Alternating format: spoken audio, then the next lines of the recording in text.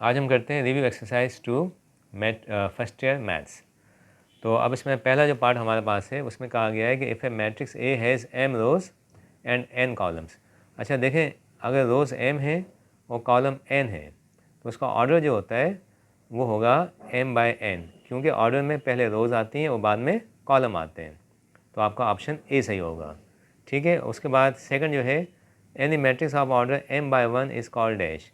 अच्छा देखें, इसमें ये जो ऑर्डर दे रखा है इसमें m तो शो करता है रोज़ को और 1 शो करता है कॉलम को। तो कॉलम इसमें एक ही कॉलम है। जब एक कॉलम होता है ना जनाब, उसको हम क्या कहते हैं? कॉलम मैट्रिक्स कहते हैं।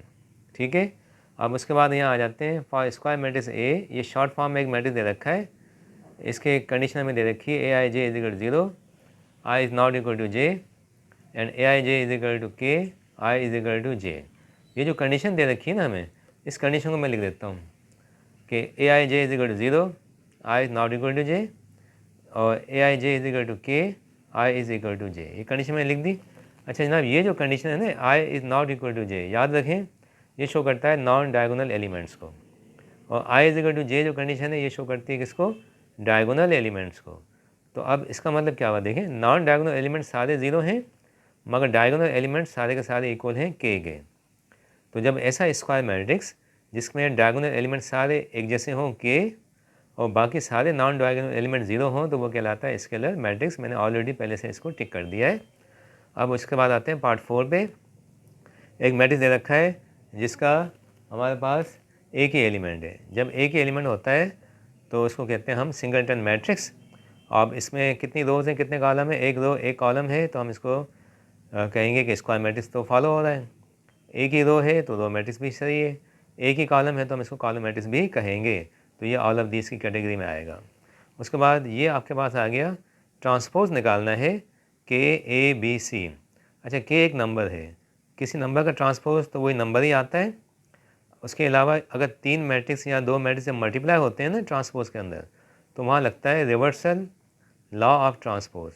रिवर्सल लॉ ऑफ ट्रांसपोज में क्या होता है कि ऑर्डर रिवर्स हो जाता है, चेंज हो जाता है। तो पहले सी आएगा, बाद में बी आएगा, उसके बाद में ए आएगा और के का ट्रांसपोज के ही रहेगा, तो ऑप्शन बी हो जाएगा। अब यहाँ हमारे पास एक इक्वेशन दे रखी है। अब एक इक्वेशन को हम हल कर लेते हैं। ये देखिए, क्रॉस मल्टीप्लाई करेंगे तो जनाब ये हो जाएगा 6 माइनस 0 इंटू 5 0 माइनस 1 4 ज़ा 4 और माइनस 2 3 ज़ा 6। तो जनाब ये हो जाएगा 6 माइनस 4 माइनस 6 माइनस 2 हो जाएगा और ये हो जाएगा 6 प्लस 2, रिजल्ट इज़ 8। तो ऑप्शन बी सही है। अब हम करते हैं पार्ट 7। इसमें है कि if A B is equal to be A. अब ये कंडीशन दे रखी है कि A B is equal to be ए अगर हो then which one is true where A and B are square matrix. A B square matrix है।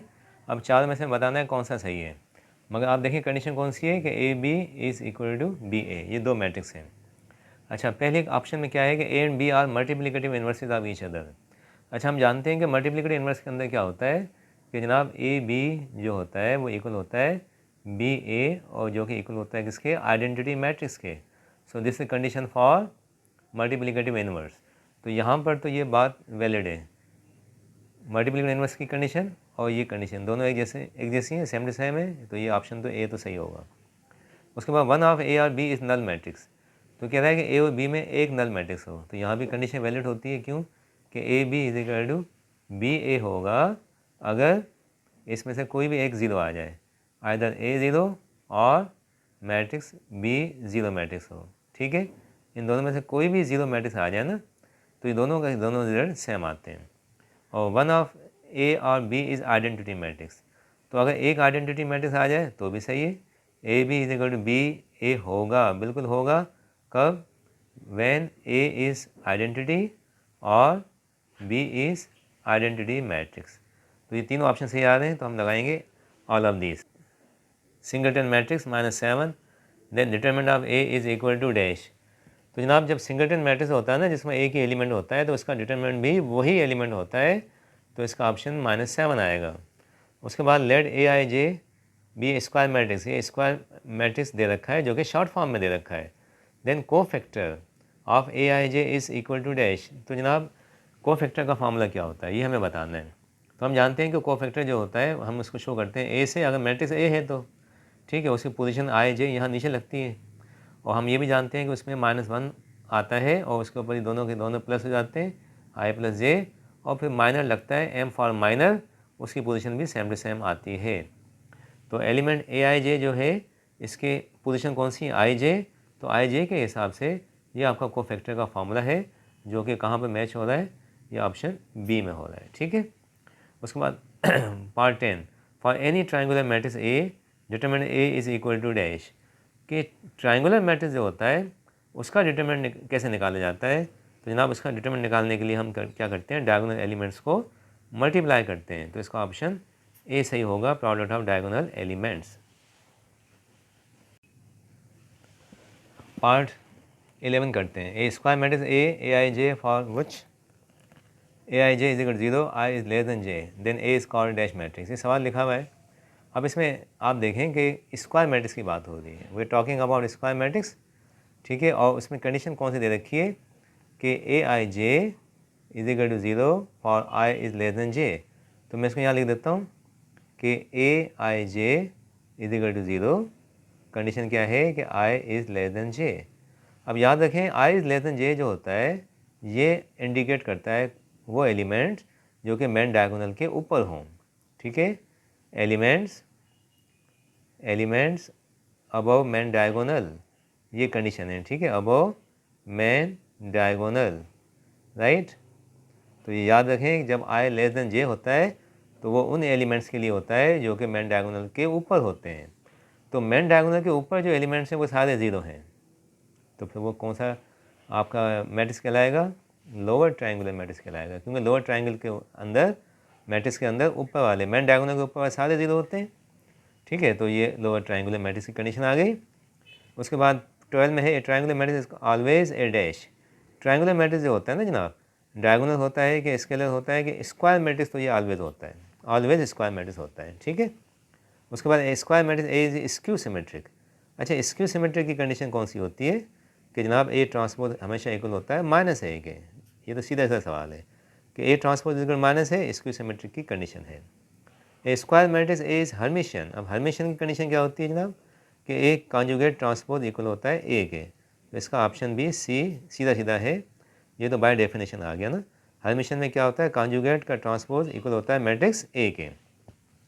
अच्छा जनाब अब आ जाए नेक्स्ट पार्ट पे, each diagonal element of main diagonal of skew Hermitian. यहाँ बात हो रही है किसकी, स्क्यू हर्मिशियन मैट्रिक्स की। तो स्क्यू हर्मिशियन मैट्रिक्स के अंदर जो डायगोनल एलिमेंट्स होते हैं ना, उनकी क्या पहचान है। तो मैं आपको बता दूं कि स्क्यू हर्मिशियन मैट्रिक्स के अंदर जो डायगोनल एलिमेंट होते हैं, ठीक है, वो कौन से होते हैं, ईच डायगोनल एलिमेंट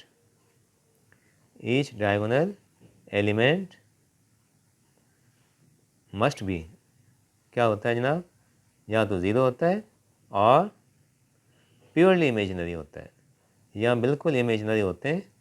ठीक है, ये किसकी पहचान है, स्क्यू हर्मिशियन मैट्रिक्स की, कि उसके डायगोनल एलिमेंट जो होते हैं या तो वो 0 होता है, अगर 0 नहीं तो प्योरली इमेजिनरी होगा।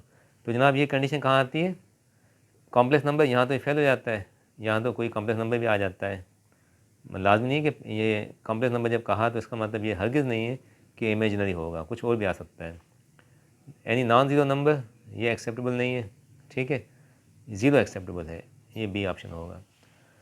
उसके बाद हम आ जाते हैं पार्ट 16 पे। ये क्वेश्चन हमें दे रखी है डिटरमिनेंट के हवाले से, इसको हल कर लेते हैं।